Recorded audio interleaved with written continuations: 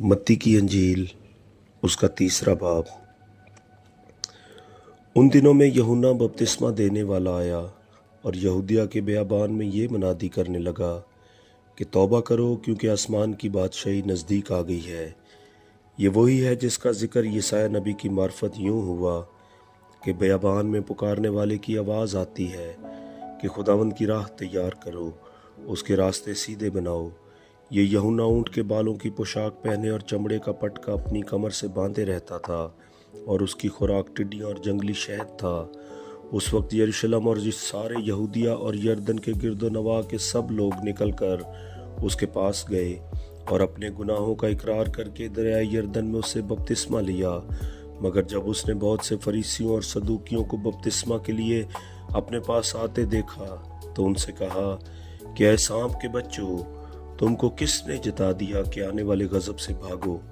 बस तौबा के मुआफिक फल लाओ और अपने दिलों में ये कहने का ख्याल न करो कि इब्राहिम हमारा बाप है, क्योंकि मैं तुमसे कहता हूँ कि खुदा इन पत्थरों से इब्राहिम के लिए औलाद पैदा कर सकता है।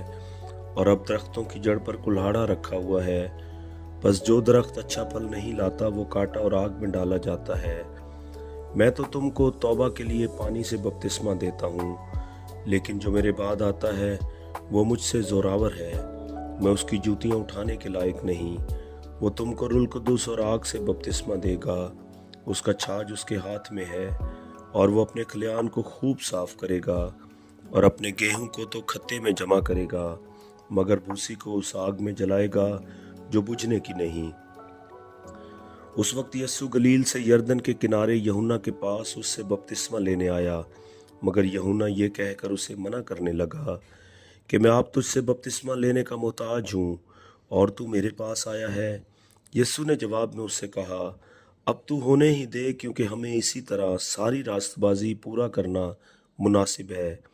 इस पर उसने होने दिया और यस्सु बपतिस्मा लेकर फिलफौर पानी के पास से ऊपर गया, और देखो उसके लिए आसमान खुल गया और उसने खुदा के रूह को कबूतर की मानिद उतरते और अपने ऊपर आते देखा। और देखो आसमान से ये आवाज़ आई कि ये मेरा प्यारा बेटा है जिससे मैं खुश हूँ।